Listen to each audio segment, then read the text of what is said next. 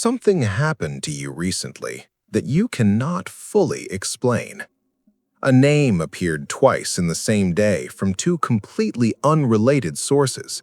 A thought arrived moments before a phone call from the exact person you were thinking of. A door opened at precisely the moment you had stopped looking for it, and everything that followed suggested the timing was not accidental. You dismissed it. You called it coincidence. You called it pattern recognition. You called it the mind's tendency to find meaning in randomness. But some part of you did not entirely believe that explanation. Some part of you sensed that what happened was not random, that something was communicating, that the architecture of the moment was too precise to be noise. Carl Jung spent 40 years studying that feeling, not as mysticism, as science. And what he documented in clinical cases, in his own life, in the records of the collective unconscious he spent his career mapping, was not a curiosity. It was a proof that the boundary between the inner world of consciousness and the outer world of physical reality is not a wall. It is a membrane, permeable, responsive, organized by laws that operate at a level beneath what the rational mind can directly perceive. In the next 10 minutes, I am going to take you inside that proof, not to make you a believer, to show you the mechanism.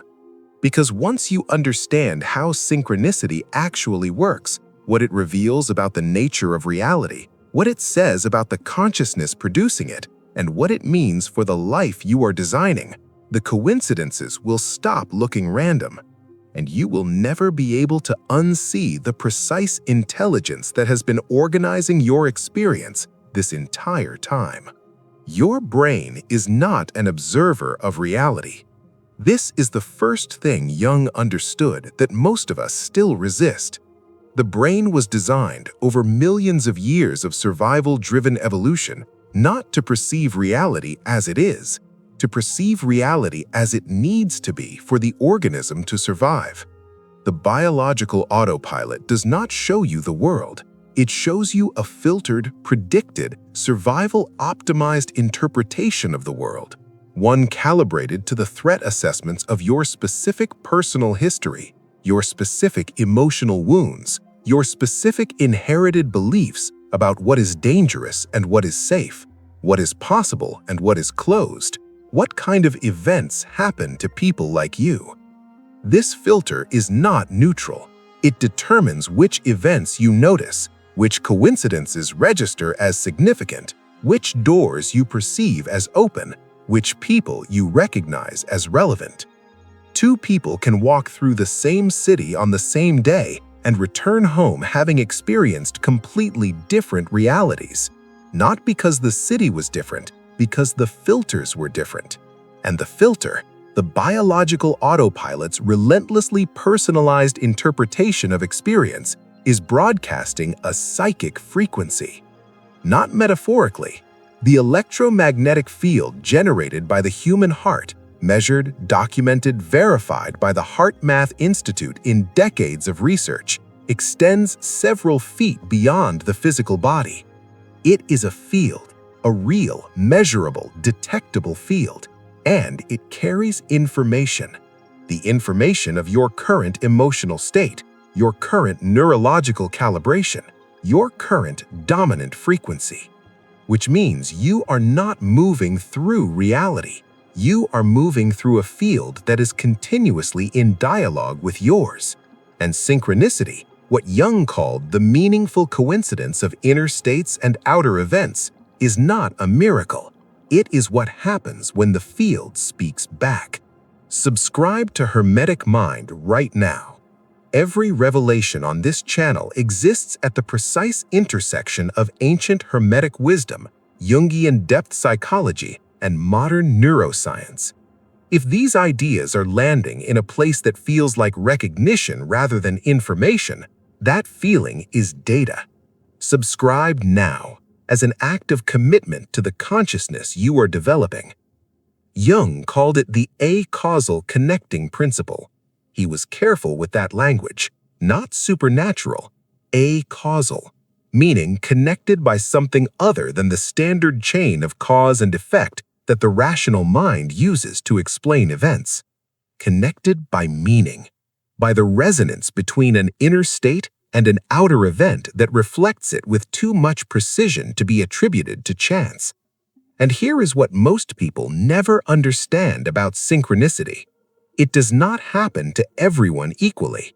The frequency and precision of synchronistic events in a person's life is directly proportional to the degree of their individuation. The more integrated the self, the more shadow work has been done, the more the unconscious programs have been examined, the more the biological autopilot has been consciously observed, the more permeable the membrane becomes. The more the inner world and the outer world begin to speak the same language. Jung documented this in case after case. Patients in the early stages of deep inner work began reporting synchronicities at a rate that was statistically impossible to dismiss. Not because the world changed, because their filter changed. Because the psychic frequency they were broadcasting shifted from the contracted, survival-organized, shadow-driven frequency of the unexamined self to something more coherent, more integrated, more resonant with the actual structure of the field they were moving through. And the field, always in dialogue, always responding, always precise, reflected the new frequency back, in the form of the right book arriving at the right moment, the right conversation appearing from an unexpected source, the right door opening at the precise threshold between who you were and who you were becoming. This is not wishful thinking. This is the documented phenomenology of a consciousness in the process of aligning itself with its own depth. But this is only the surface. What I am about to show you is where the architecture of reality reveals itself completely, and where most people stop because what they see requires them to revise everything they were taught about how the world works. Jung spent 20 years resisting his own conclusion. He was a scientist. He wanted a rational framework for what he was observing, and what he ultimately documented, after 20 years of clinical evidence, personal experience, and theoretical development, was that reality is not a fixed external stage on which consciousness moves as a passive observer. Reality is a participatory field, co-created by the consciousness moving through it, organized in part by the psychic frequency of the observer. The ancient Hermetic principle, as within, so without, is not a spiritual metaphor. It is a description of the fundamental relationship between consciousness and the field it inhabits. The inner does not merely influence the outer, it participates in generating it, which means the synchronicities you experience, the precise, meaningful, statistically impossible coincidences that appear at thresholds of inner transformation, are not the universe rewarding you for your spiritual development. They are the field showing you what you have become, reflecting back the integrated frequency of a consciousness that has done enough inner work to become partially transparent to itself. And here is the void protocol that changes everything about how you use this. The void is the state of consciousness that exists before the biological autopilot activates, before the filter interprets, before the psychic frequency is determined by the day's accumulated emotional content, before the shadow's counter-programs begin shaping which events you will notice and which you will dismiss. In the void, in the genuine, practiced, body-level stillness of a consciousness that has quieted its own noise, the membrane becomes most permeable, the frequency most coherent, the dialogue between inner world and outer field most precise. This is why every contemplative tradition that ever produced genuine transformation taught silence before teaching anything else.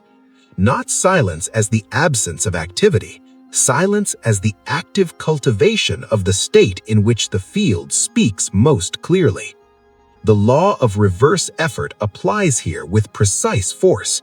The harder you look for synchronicity, the more desperately you scan the field for evidence that the universe is communicating, the more the survival response activates, the more the biological autopilot engages its filters, the more the psychic frequency contracts into the narrow, anxious, effortful signal of someone searching for proof. And the field, which responds to what you are, not what you are looking for, reflects the search. More ambiguity, more events that could be significant but cannot be confirmed, more of the desperate wanting to know that comes from a consciousness that has not yet relaxed into its own depth. But a consciousness in the void, open, receptive, unbothered by the need for proof, does not look for synchronicity.